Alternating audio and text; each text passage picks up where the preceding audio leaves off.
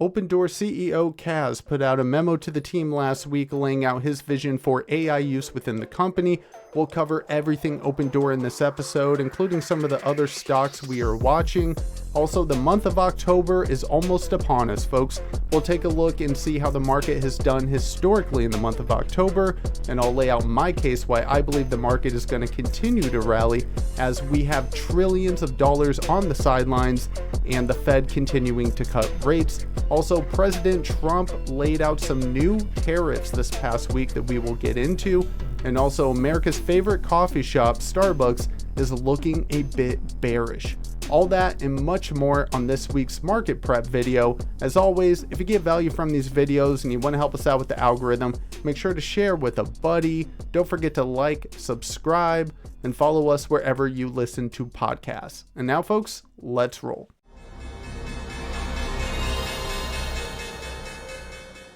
I'm Brandon. Welcome back to Stonkcast, the market show for the average Joe. Whether you're a diamond-handed degenerate or a more conservative swing trader or investor, we've got you covered. If you'd like to support the channel beyond liking and subscribing, make sure to check the links in the description. All right, folks, it's time for the market prep video. I hope everyone had a fantastic weekend. We got a lot to get into, so let's jump right into it. First of all, we got to lead off, of course, with Opendoor. Want to take a look at this tweet from Kaz on X last week. He says, "We are going to have some insanely awesome talent join Opendoor soon. They are leaving big tech companies because they believe in our mission that home ownership matters. These are the type of people that folks would agree are the best people in the world at what they do." So it's great to see that Kaz is making moves, bringing in new faces to the company. We've already seen some former executives with Opendoor leave the company, right? We're seeing a change of the guard, so to speak. We're seeing a new vision coming into Opendoor, and it's really bringing in new life to the company and the stock price, obviously. So also, he put out this memo last week, kind of laying out his vision for AI use and how important it is. So I just want to take a minute to show it to you in case you haven't seen it. He says, "Our job at Opendoor is to build the best platform possible to make selling, buying, and owning a home as delightful as possible. That's the mission, and it matters because home ownership matters." He says, "So we need to move faster, always, and we can't do that without being AI obsessed. So, starting today, the first line in everyone's job expectation is simply this: default to AI. This applies to everyone, including me. Starting with the next performance review, in addition to asking how much impact each employee delivered, we will also ask ourselves how frequently does each person default to AI. If you reach for Google Doc or Sheets before you reach for an AI tool, you are not defaulting to AI. If the prototype for a project is not built in Cursor or Claude Code, you are not defaulting to AI."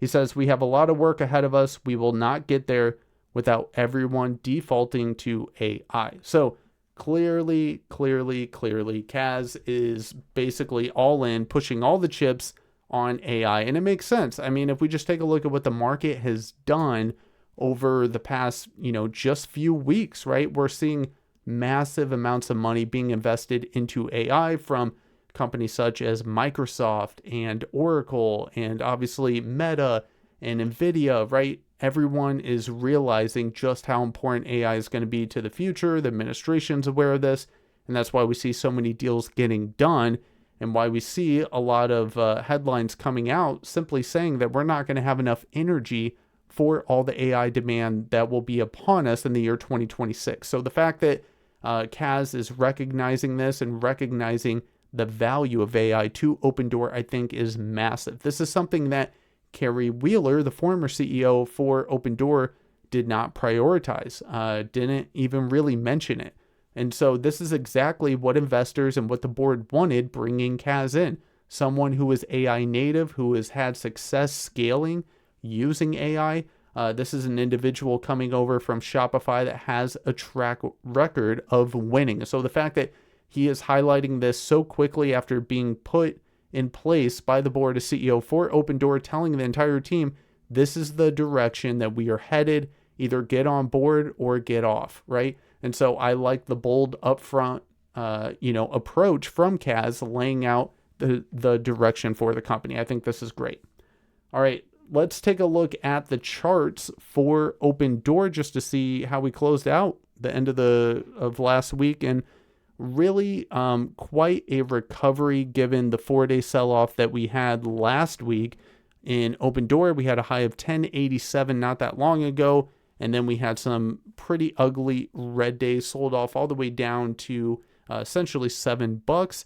And then the last 3 days of this past week, the bull stepped in and basically defended that $7 price point and pushed the stock back up. We did close Friday at $8.81.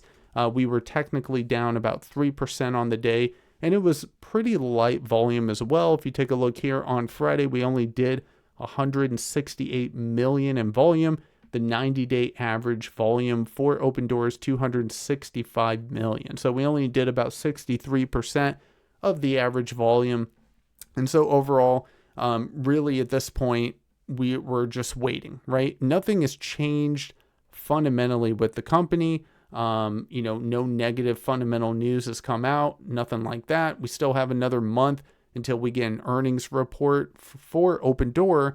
And so at this point, you basically have this indecision point from the bears and from the bulls. But as of right now, we are above all the major moving averages, which is great to see. We're above the 200-day moving average, the 50-day, and also the 20-day moving average. Now, as far as support and resistance, right, what I'm looking for here, if you've been watching this channel for a while, I keep it pretty simple. I like to use Fibonacci levels. So right now, the major support that I'm looking at is basically this area here, right around $8.42. This would be the 23% Fibonacci retracement level for Opendoor right now on a 1-year chart. And the reason this is significant is because we broke above it on Thursday, held it on Friday after tapping it and crawling back up, and then, like I said, closing at 881. So we are finding support above the 23% Fibonacci retracement level. If we are able to hold that, the probability of us breaking that high that we set the other week of 1087 is very, very high. So what I want to see early on in the week, Monday, Tuesday, I want to see that, we can, of course, hold this level here and, climb higher. So some of the levels above that I'm paying attention to, 965.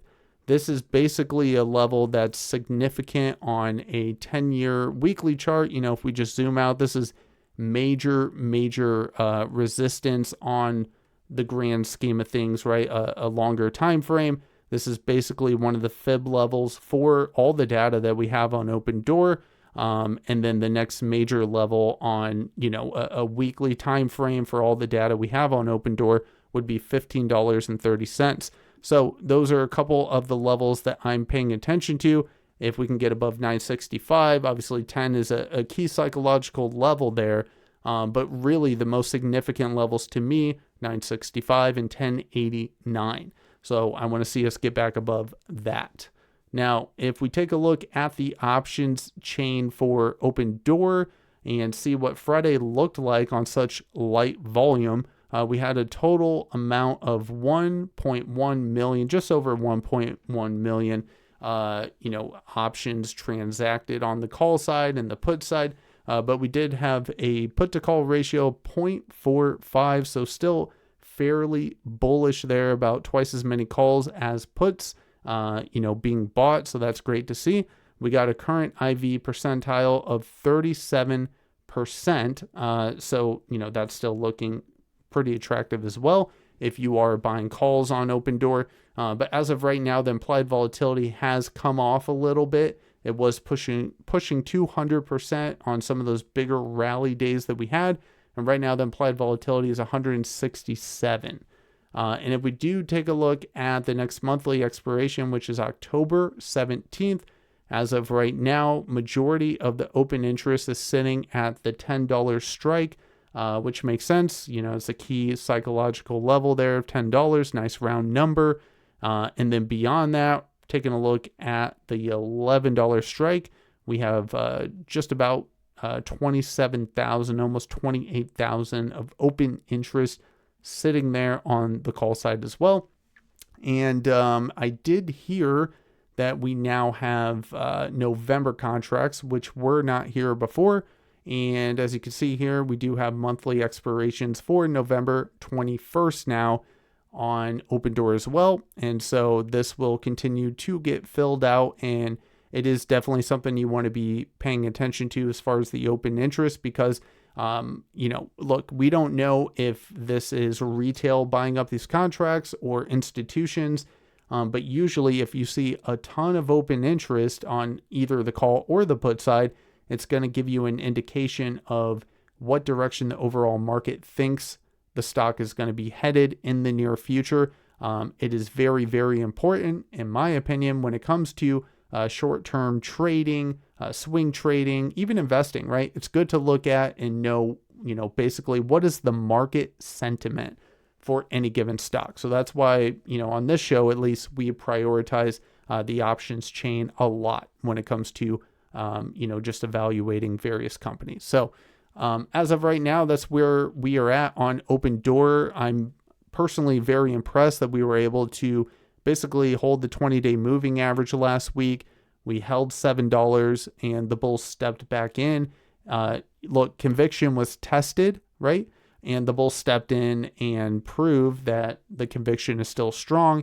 The momentum is still to the upside, and we could get a new fresh wave of buying, retail buying, institutional buying, if we are able to get back above $10 in this coming week. Not to mention the fact that we, as we mentioned in the midweek episode, last week, Jane Street, one of the largest trading firms in the world, is now also invested in Opendoor, holding just shy of a 6% stake in the company. So obviously they have conviction that this is going to go higher as well. They have way fancier algorithms than any of us could possibly have. And so I do not mind betting on Jane Street being correct on their bullish thesis with Opendoor. So that's what we got on Opendoor as of right now. Not a ton of news going on besides, Kaz's memo with the AI initiative. We are still waiting to hear about the buyer side piece that Kaz and team are putting together. They're supposedly going to be launching a new product, and it looks like they want to test it out in Texas as a first territory. So hopefully we get some news on that early in the week. And if that comes, I would imagine that would just be more bullish momentum for the company. Now I want to take a look at some of the other stocks that we have been talking about, paying attention to here on Stonkcast. The first one I want to highlight here is Bitfarms.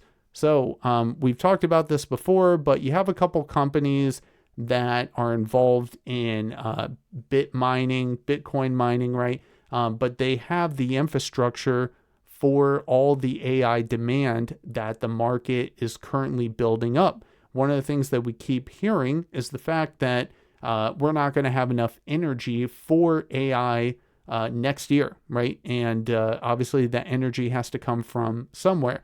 And so there is a major, major demand and a lack of supply when it comes to AI energy, data centers, infrastructure, and Bitfarms is a potential solution to that. They have been in the business of Bitcoin mining, so they have the infrastructure for that, and they are turning it more so into an opportunity to lease space for any of these hyperscalers that need some of the computing power for their AI needs. And so Bitfarms is a very, very interesting play to me because of that reason, right? Now, it is correlated to Bitcoin because it's a Bitcoin miner. And so if we see dips in the overall crypto space, especially in Bitcoin, Bitfarms will be impacted by that to some degree. But if a deal comes out and they are able to lease out some space for any of these hyperscalers or just any of these companies that need, energy, right, for their AI needs, that is going to be a massive, massive move to the upside, in my opinion, for Bitfarms. So this is a company that I'm currently invested in personally, and it's one I've been seeing popping up more and more on X and various other platforms. But as of right now, major support at 250. Want to see it curl back up and take out 290. And then we did hit a new 52-week high of $3.60 the other week. So if we're able to find support at 250, I think we can get back up there. As of right now, the RSI on Bitfarms is currently sitting at 60. It was as high as 92. So definitely overbought territory. So it's had a nice reset, but you can just see here the volume uptick that has happened over the past month in Bitfarms relative to what we had seen in previous months. Now, another company similar to Bitfarms that you should be paying attention to, CIFR Mining, ticker symbol CIFR.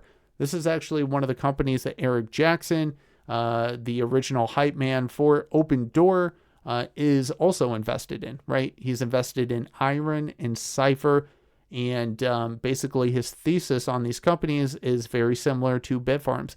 Basically, these are companies that have the infrastructure to lock in some type of AI computing deal with a hyperscaler or otherwise.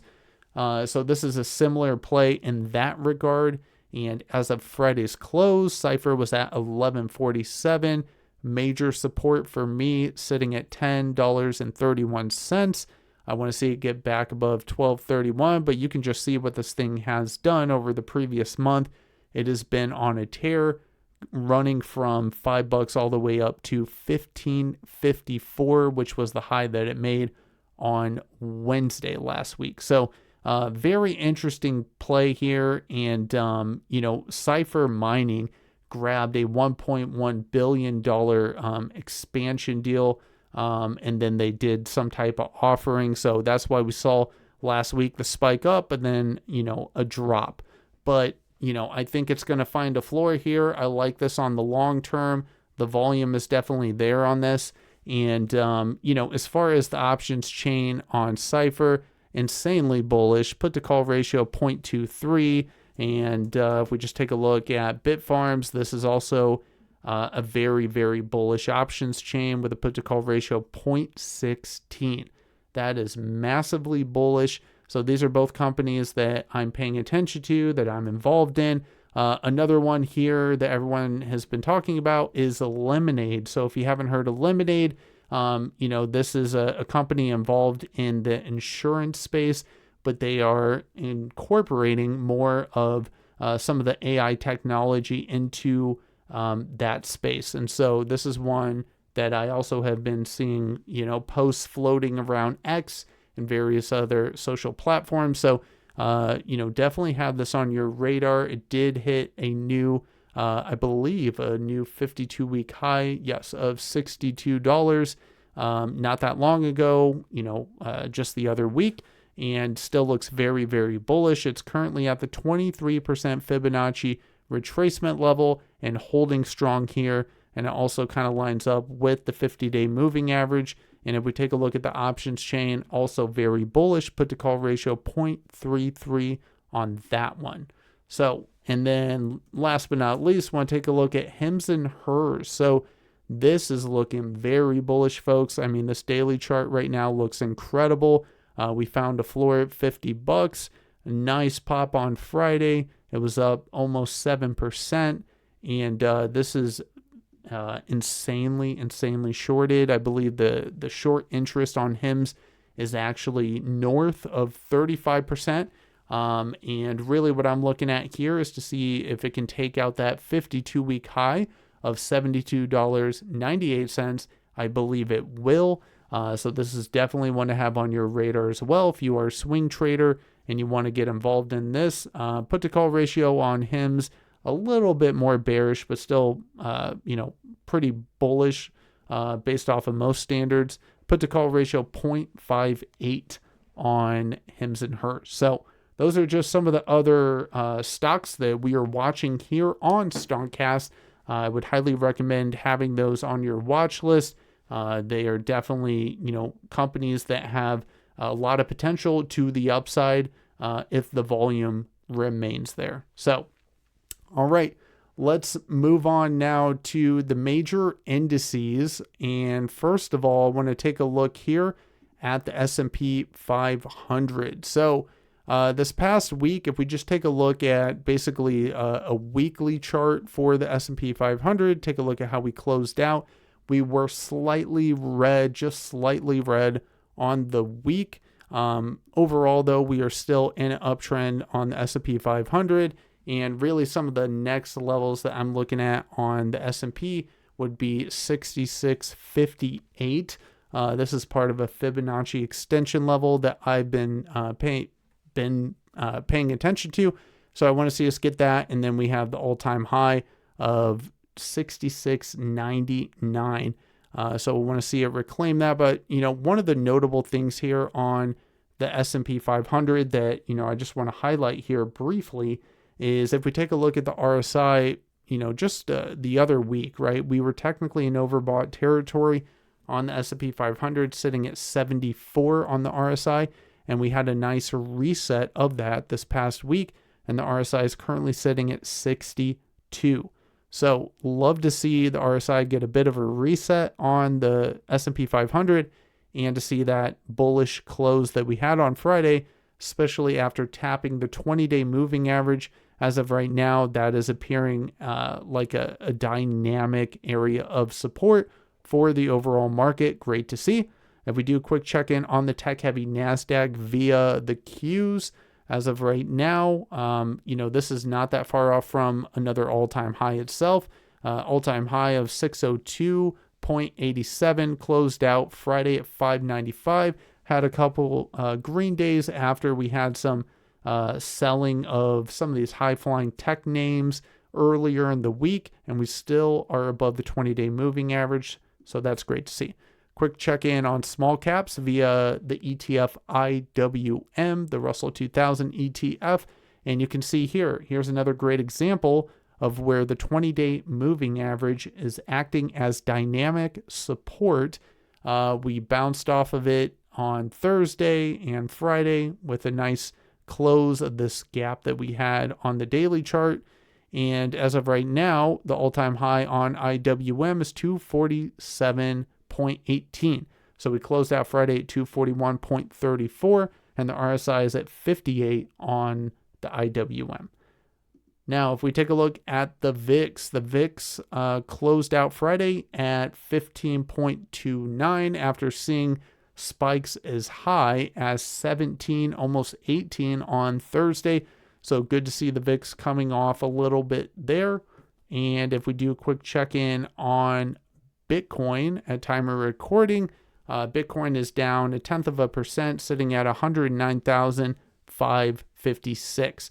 Now, Bitcoin has been a bit weak over the past week or so. We did, have 117 as a level of resistance after, it essentially was support back in July, mid-July. 117 was support, and we saw it act as resistance right around September 19th.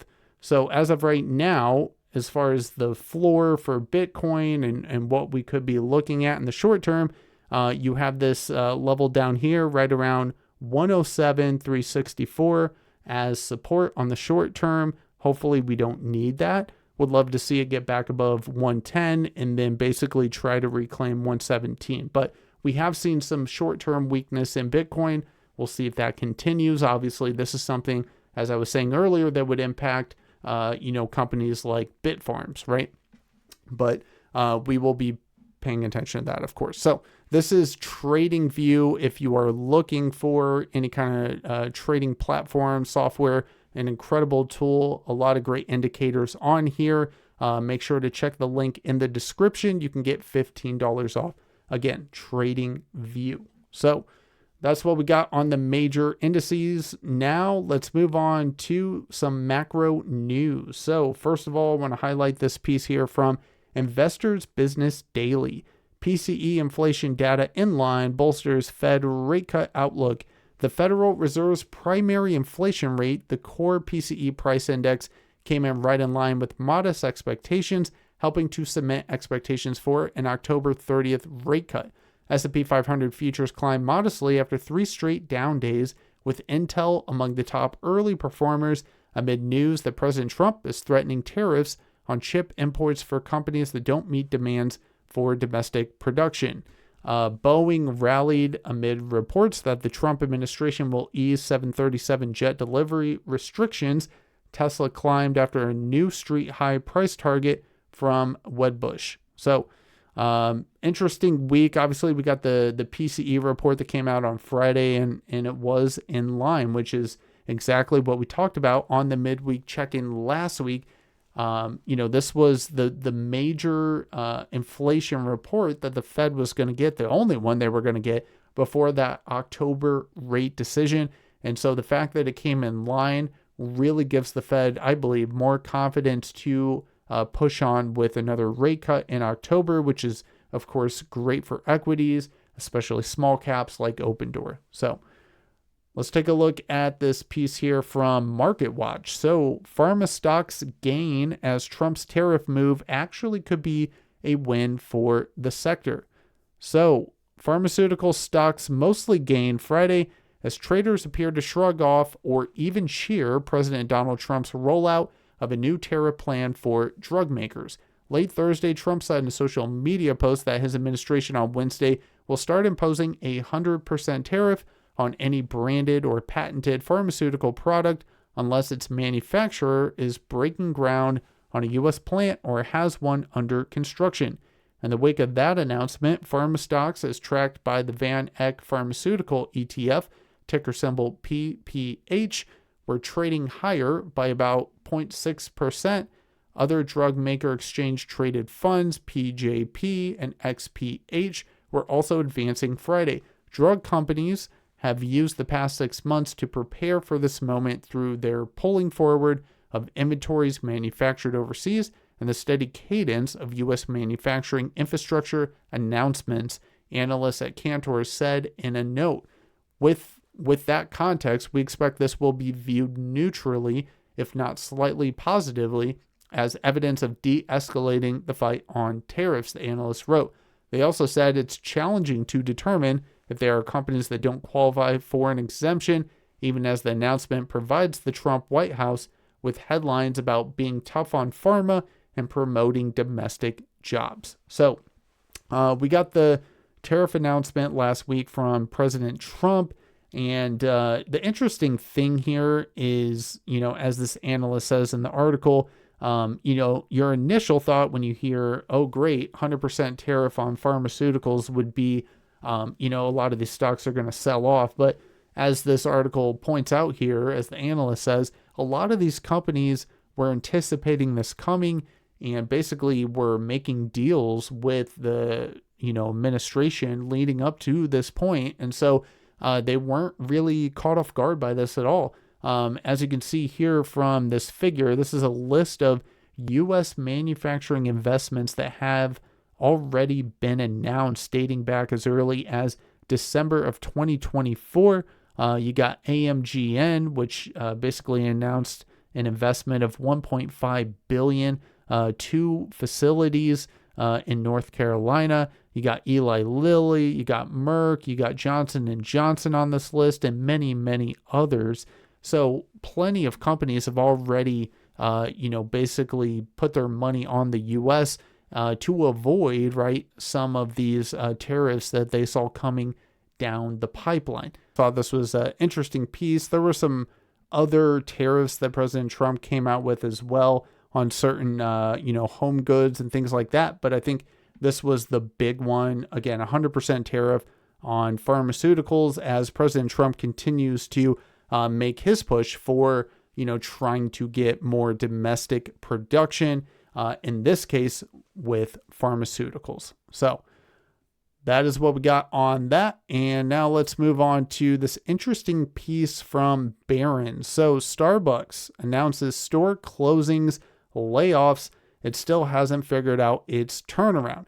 Starbucks is closing hundreds of coffee shops and laying off 900 employees as part of a $1 billion restructuring effort. The move comes as the coffee chain's management attempts to turn around the business. Investors, however, might need more patience. The company didn't provide details on how many stores would close, instead saying it will finish its fiscal year, which ends Sunday, with fewer than 18,300 locations in the US and Canada. Starbucks had 18,734 locations as of June 29th. CEO Brian Niccol said, quote, "We identified coffee houses where we are unable to create the physical environment our customers and partners expect, or where we don't see a path to financial performance. The Seattle-based company will notify staff at impacted shops this week and will attempt to offer transfers to nearby locations where possible," the chief executive added. Starbucks will also eliminate around 900 corporate jobs to shave expenses and invest more in staffing and redesigns at coffee shops. Workers will find out their status on Friday morning, Niccol said, requesting that employees work from home the next 2 days. Store closure costs and other restructuring expenses, including severance packages, will total around $1 billion, Starbucks reported in a regulatory filing. So, this is interesting. So Niccol has basically been the CEO of Starbucks now for about 2 years. He is the former Chipotle Mexican Grill CEO and, obviously turned around Chipotle and coming into Starbucks was basically expecting to do the same thing. But as of right now, it is not working out as planned. So it basically seems like the turnaround for Starbucks is taking longer than a lot of investors anticipated. So if we take a look at the chart for Starbucks, as of Friday, it closed at 83.39, down 0.5%. But really, for those on YouTube, this is a bearish looking chart. We had a high of 117 back in March, and it has been, a pretty steady sell-off with a bit of a bounce that happened in late July. But overall, the trend is to the downside. And if we zoom out to a 10-year weekly chart, I've laid out some Fibonacci levels on here for Starbucks. And really, at this point, I don't really see a lot of resistance, that would prevent this thing from going all the way down to the 61% fib level of $77 roughly. We're currently at 83. If we get a break below that, you might test out some of these lower points that we've seen around 72, 70 to 72 basically. But it looks bearish to me. If I was playing this as a trader, I'd be looking to play the downside here, play some puts. If we take a look at the put to call ratio for Starbucks right now, it is 1.25. So it is a bearish options chain right now. And if we just kind of zoom out to, let's say January, right? A few months out here, and we take a look at the put side, you got some notable interest at 75 with, just over 17,000 contracts of open interest there. So it seems like you have a lot of bets, that obviously this is going to continue lower. That's the big bet for January at least, which is, again, 75. But just thought this was interesting. Starbucks is an interesting company. And when it comes to branding, it's probably one of the best brands, right? And whenever you see that icon of the siren, you know exactly what it is, right? It's Starbucks. They've done an excellent job over the years with branding. But as of right now, they're missing something. And we're seeing that, right, not only reflect in the stock price, but also in the fact that they are needing to do, store closings and layoffs. So just thought that was an interesting piece there, wanted to highlight. All right, let's take a look at seasonality. So we are getting ready to enter a new month, of course, which is October. We're getting into the fall season. Speaking of Starbucks, right? Pumpkin spice lattes, all that fun stuff. But wanted to take a look at equity clock here just to see what does the month of October historically, right? Historically, over the past 20 years, what does the month of October give us in the market, specifically in the S&P 500? So in the month of October, the average return is 0.8%, 0.8%. The gain frequency for the month of October is 55%. So almost a coin flip. We've gone over equity clock in the past. We went over it for, July. As you can see here, July, the average return is 2.5%, the highest out of any month in the year, and it has a gain frequency of 80%. So October's gain frequency is not as strong as July, of course, but it is still historically, a bullish month. And it is actually a precursor to one of the more notable bullish months out of the entire year, which is November, right? Which is 2.3% return. So, we are basically setting up for the month of October, especially with the Fed rate cut decision coming in October, as everyone is anticipating another 25 basis point cut, to be fairly bullish. And I think we are just setting up, folks, for the Santa rally. I think we are going to melt up the rest of the year. As you can see over the past 20 years, October, November, December is a complete rip up. The end of September is historically bearish, and we kind of saw that, kind of play out this past week. But heading into October, I think we are going to set the stage for an end of year melt up, as it's called. I think we're just going to continue to the upside. And one of the reasons I think that is because of the fact that you have trillions and trillions of dollars that are currently sitting on the sidelines or sitting in money market accounts, savings accounts, right? And the returns that they're getting on those accounts are about to get worse as Jerome Powell and the Fed cut rates. And so that money is going to need to go somewhere. And it's most likely going to get put into the market to benefit from this end of year rally, the historical Santa rally that we are going to be setting up for. So I would not be surprised at all to see us continue throughout the end of the year to the upside as money sitting on the sidelines comes into the market. So that is my best guess. Obviously, I don't have a crystal ball, but let's see if it plays out over this next quarter as we enter Q4 for the S&P 500, the overall market. So that's what we got on seasonality. Now let's take a look at the economic calendar. So this is what we got coming up this week, folks. Obviously, Tuesday, September 30th, Chicago PMI data comes out. We got CB consumer confidence. We got the JOLTS job openings for August. So we're going to get some interesting data on the labor market this week. Obviously, we got PCE for the inflation side. That was the only piece of inflation data the Fed was going to get before the October rate decision. But now we're going to get some jobs data, it's basically going to be good for the Fed.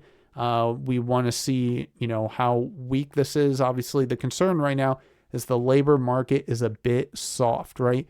And so we're going to find out just how soft it is this week. So JOLTS job openings for August, the forecast is 7.15 million. We had a previous of 7.18 million. So the forecast for August numbers are a slight downtick there. Wednesday, October 1st, we get ADP non-farm employment change coming out at 8:15 a.m. We're going to get S&P Global Manufacturing PMI, ISM Manufacturing PMI and prices. We get crude oil inventories as well on Wednesday. And then Thursday, October 2nd, we'll get initial jobless claims coming out at 8:30 a.m. And then Friday, October 3rd, will be an interesting one as we get average hourly earnings for September, non-farm payrolls, unemployment rate, a lot of data related to the labor market coming out this week. So definitely events that could be volatile for the overall market and what direction we head.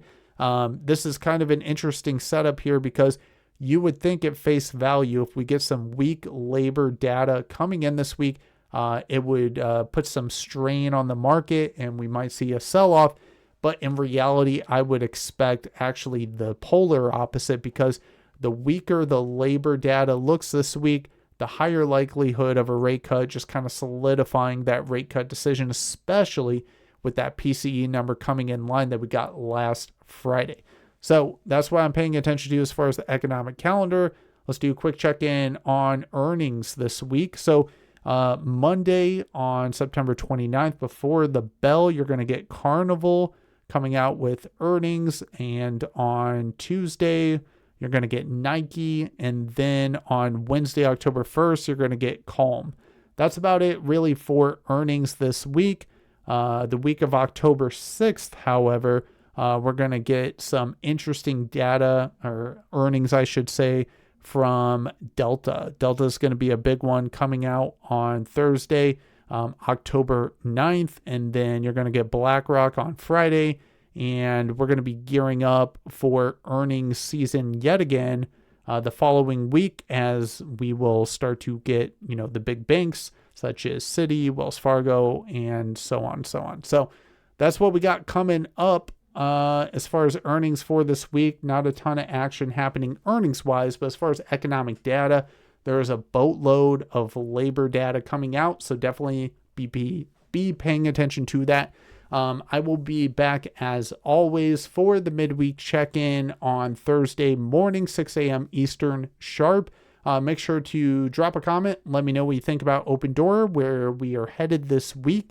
If it's going to be an overall bullish week or maybe bearish. If you think we have some more downside, let me know what your thoughts are on that and some of the tariffs that President Trump came out with for pharmaceuticals. If you're for them, against them, let me know what you think about Starbucks. Are you still buying coffee there? As some of these stores are closing, let me know if you're impacted by that. Definitely some interesting stories and headlines going on in the market. And that's why I love the market, folks. There is never a dull moment. Let's see what October brings us. Make sure to share with a buddy, drop a comment.